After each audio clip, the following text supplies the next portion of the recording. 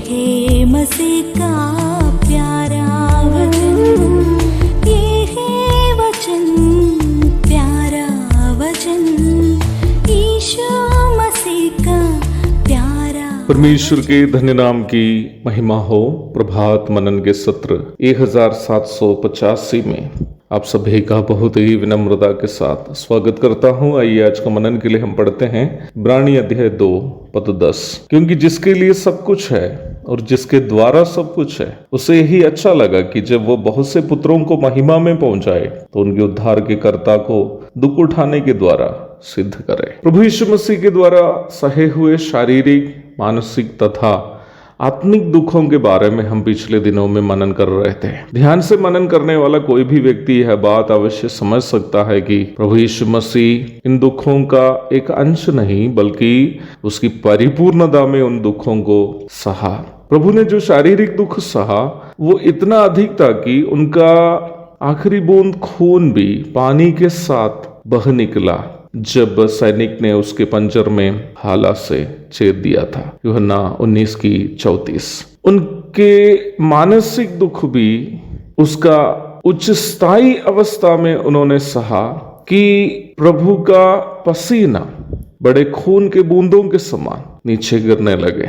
लूका अध्याय 22 पद 44। उनके आत्मिक दुख भी इतना भयानक था कि वह ऊंची आवाज से चिल्लाकर रोने लगा कि हे मेरे परमेश्वर, तूने मुझे क्यों छोड़ दिया।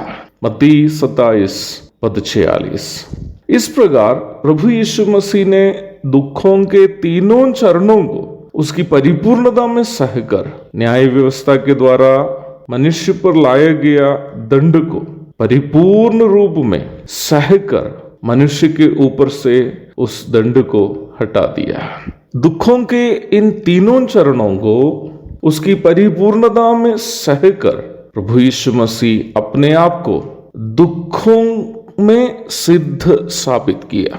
यीशु मसीह के दुखों का एक तुलनात्मक अध्ययन नरक के दुखों के साथ यदि हम करेंगे तो हम यह बात जानकर आश्चर्यचकित हो जाएंगे कि नरक के सभी दुखों को प्रभु एक एक करके क्रूस पर अनुभव किया।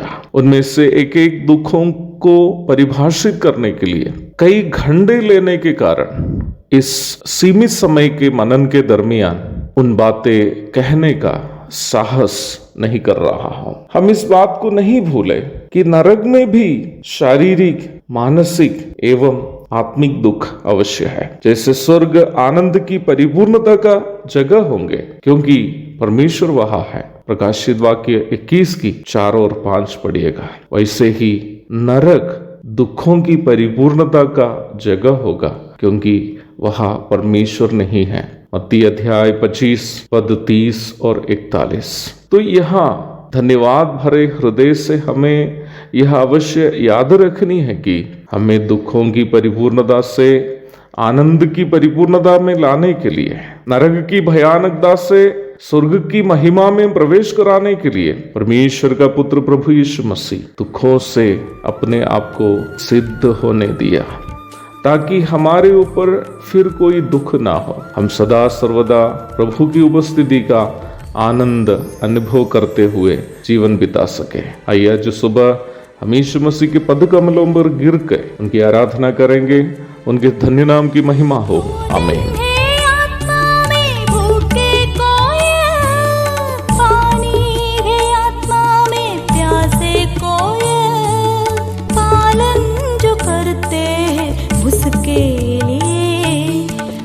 आशीष पाने का साधन है।